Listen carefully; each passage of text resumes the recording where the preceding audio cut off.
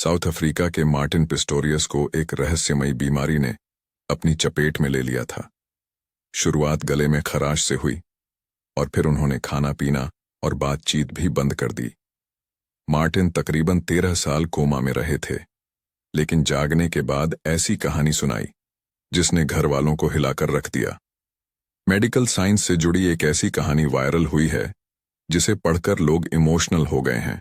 ये कहानी है साउथ अफ्रीका के मार्टिन पिस्टोरियस की, जिन्हें एक ऐसी बीमारी ने जकड़ लिया था कि वे 13 वर्षों तक अपने ही शरीर में कैद होकर रह गए थे। हालत ऐसी हो गई थी कि न कुछ बोल पाते, न हाथ पांव हिला पाते और न ही आंखों की पुतलियों में कोई हरकत होती थी। मां को लगा कि उन पर किसी भूत प्रेत का साया है। बेटे की दर्दनाक स्थिति को देखकर मां छिप छिप कर आंसू बहाती थी। यही नहीं, उसकी मौत की दुआ तक मांगने लगी थी। पेशे से वेब डेवलपर मार्टिन अब 39 साल के हैं। जब वह 12 साल के थे तभी उन्हें एक रहस्यमयी बीमारी ने अपनी चपेट में ले लिया और वह कोमा में चले गए। पहले गले में खराश हुई, फिर खाना पानी छोड़ दिया। इसके बाद लगातार सोते रहे और बातचीत भी बंद कर दी।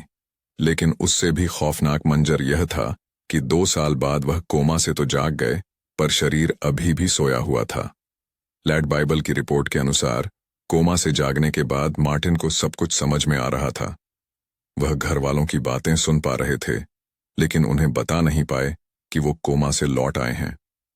मां को लगा कि बेटे के सिर पर किसी भूत का साया है। बेटे की हालत देखकर मां से रहा नहीं गया और उसकी मौत की दुआ मांगने लगी।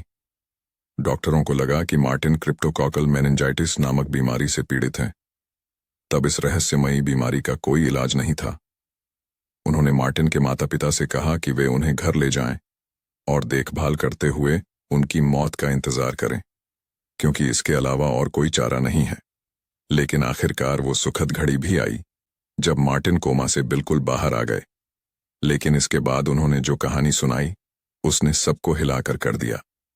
उन्होंने कहा, जब उन्हें दिन के वक्त केयर सेंटर भेजा जाता था तब ऐसे कर्मचारियों के साथ समय बिताना पड़ता था जो गाली गलौज करने के अलावा उन्हें खूब टॉर्चर किया करते थे। उन्होंने कहा, केयर सेंटर के स्टाफ मुंह में जबरन खाना ठूंसते थे, इतनी जोर से बाल खींचते थे कि दर्द से मेरी आंखों में आंसू आ जाते थे।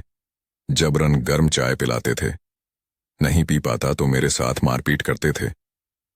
मार्टिन ने कहा कि वो इतने खौफनाक पल थे कि उन्होंने यह तक सोच लिया कि इससे अच्छा तो वो मर जाते। आपको जानकर हैरानी होगी कि जिस महिला के जिम्मे उनकी देखभाल थी उसने भी मार्टिन का शारीरिक शोषण किया था। उन्होंने आपबीती पर घोस्ट बॉय नाम की एक किताब भी लिखी है।